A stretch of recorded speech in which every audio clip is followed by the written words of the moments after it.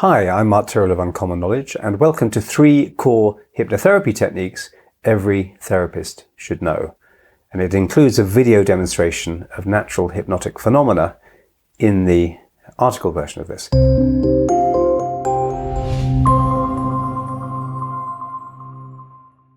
So as a therapist, unless you're a hypnotherapist, here's something you may not have heard before. Hypnosis happens in all therapy. One characteristic of the hypnotic state is abstraction. And by that I mean physically being in one place, but psychologically being in another.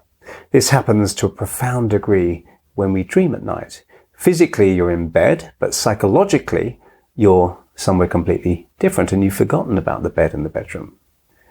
Fish asking what water is. So consider counselling. The counsellor may regard hypnosis as a no-go area for their depressed client, even as they start asking the client about their life and their past. But as soon as you ask a client questions relating to realities outside the therapy room, you're inviting them to trance out. When the client becomes more psychologically tuned to the divorce they went through last year than to the right here, right now therapy room, then the abstraction element of trance is in full play. The person may even look quite glassy-eyed.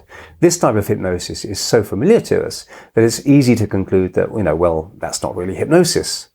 Constantly hypnotizing someone to feel bad by keeping their focus on negative events and experiences should not be a part of any modern therapy, despite much therapy dogma to the effect that there's no gain without pain. We really have moved beyond that. 3 core hypnotherapy techniques that use the mind's subtle power. 1. Bring back the good times with hypnotic visualization. The first way you can usefully and naturally use hypnosis, and remember if you're a therapist, you're using it anyway, is to focus people's attention on times they felt really good. Once you've done that, you can use those good feelings as a bridge to therapeutic gain without any pain. Hypnosis doesn't just happen when we close our eyes. You can easily become more attuned with your memories or fantasies than with your immediate surroundings, even with your eyes wide open. So you might begin by asking someone to describe the last time they felt really good or relaxed or joyful or interested or just okay. Now ask for a description of those feelings. What words would the client use to describe them? For example, lightness or energy. Okay. You can then suggest that as you talk, they can begin to notice those very feelings developing in their body right now. You could suggest that certain great memories come to mind, or if memories are associated with loss, you could suggest that as those feelings develop, certain positive images from the future will come to mind. This really isn't so different from asking someone to recount how they felt during a past upset, but we're just focusing on resourceful feelings. Recently, I worked with a woman who found it difficult to feel as good as the other mothers when collecting her daughter from school. She felt inferior as a mother. I helped her recall a time when she felt strong and relaxed. Then I got her to keep those feelings while she strongly visualized picking her daughter up at the school gates. Hypnotherapists just extend what all therapists do when they ask clients to talk about their lives and forget the therapy room. 2. Use post-hypnotic therapy. Build positive expectation. So we've all seen or heard about stage hypnotists using post-hypnotic suggestion. For example, when I click my fingers, you'll sing like a canary. But post-hypnotic suggestions happen all the time to all of us.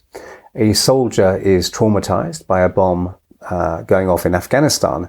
Months later, he's back home and a car engine backfires, working as a natural post-hypnotic suggestion to feel terrified just as he did during the initial explosion back in Afghanistan. Post-traumatic stress disorder, PTSD, is post-hypnotic suggestion working pathologically. Placebo, in which someone believes, for example, that a white sugar pill is a powerful antidepressant and so recovers from depression, is also a form of post-hypnotic suggestion. The moments when expectation is created within the mind are hypnotic moments. Making positive expectation statements to your client when they're focused enough to hear them and register them can be hugely therapeutic, whether you think you do hypnosis or not. And, so saying things like, and you can be curious as to just how this confidence is going to manifest next time you're at the school gates, is a suggestion.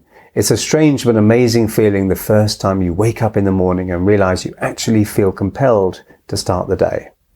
So use positive expectation because it's hypnotic. 3, use hypnotic phenomena to demonstrate that they can change. During hypnosis, it's quite easy to produce phenomena such as hand levitation, time distortion, and physical numbness even. Experiencing this kind of thing can powerfully demonstrate to the client that they can do things they didn't know they could do.